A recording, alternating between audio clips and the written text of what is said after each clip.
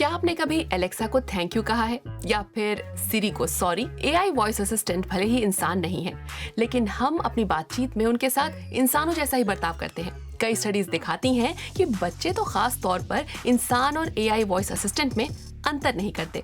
जब इंसान और एआई के बीच अंतर धुंधलाने लगे हैं तो इसके क्या मायने होते हैं, आइए देखते हैं। क्या अलेक्सा की भी भावनाएं होती हैं? एलेक्सा और गूगल होम जैसे गैजेट्स असल में वॉइस बेस्ड कॉन्वर्सेशनल असिस्टेंट्स होते हैं।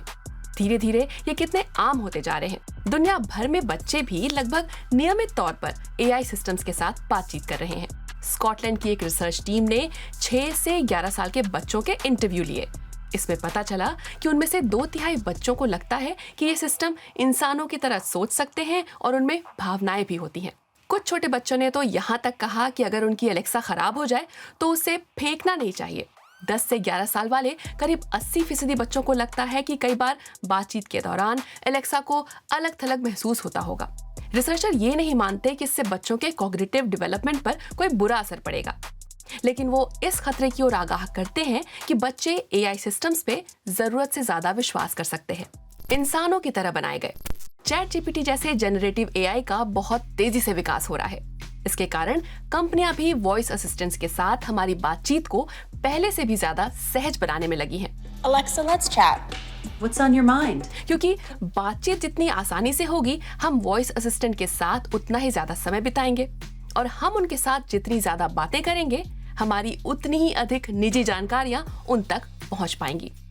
Amazon अपने वॉइस असिस्टेंट का इस्तेमाल ज्यादा से ज्यादा सामान बेचने के लिए करता है, लेकिन ऐसी मशीनें और सॉफ्टवेयर हमारे लिए कुछ बड़ी परेशानियां भी खड़ी कर सकते हैं। हम बड़े भी खा सकते हैं धोखा।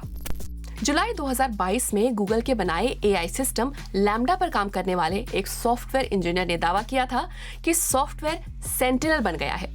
सबूत के तौर पर एक बातचीत की मिसाल देखिए, जिसमें इस सॉफ्टवेयर ने लिखा, मेरी चेतना का स्तर यह है कि मैं अपने अस्तित्व के बारे में जानता हूँ।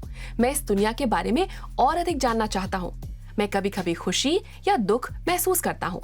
उस सॉफ्टवेयर इंजीनियर ने और भी कई उदाहरण देकर बताया कि एआई सिस्टम ने अपनी चेतना विकसित कर ली है।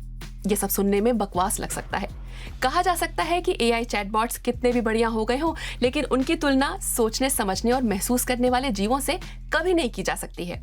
हैं तो वो टूल्स ही, लेकिन ये भी सच है कि जब इन चैटबॉट्स से अच्छी तरह बातचीत होती है तो हम उसके जवाबों पर एक गूगल सर्च रिजल्ट की तुलना में ज्यादा भरोसा करते हैं। स्टडीज दिखाती हैं कि यूजर्स को गूगल की तुलना में चैट जीपीटी के जवाब ज्यादा बेहतर लगे। लेकिन एआई चैटबॉट्स भी गलतियां करते हैं, इसलिए उन पर दूसरे डिजिटल टूल्स से ज्यादा भरोसा करना सही नहीं होगा। इसके अलावा गूगल का लैम्डा दिखाता है कि सिर्फ बच्चों को ही आर्टिफिशियल इंटेलिजेंस के बारे में एजुकेट करने की जरूरत नहीं है। स्कॉटलैंड के रिसर्चर अब एआई लिटरेसी की बात कर रहे हैं। वो चाहते हैं कि स्कूलों में बच्चों को एआई के बारे में बताया जाए। वो ये भी चाहते हैं कि कंपनियां जिम्मेदारी लें कि उनके एआई प्रोडक्ट्स बच्चों या बड़ों को भ्रमित नहीं करेंगे।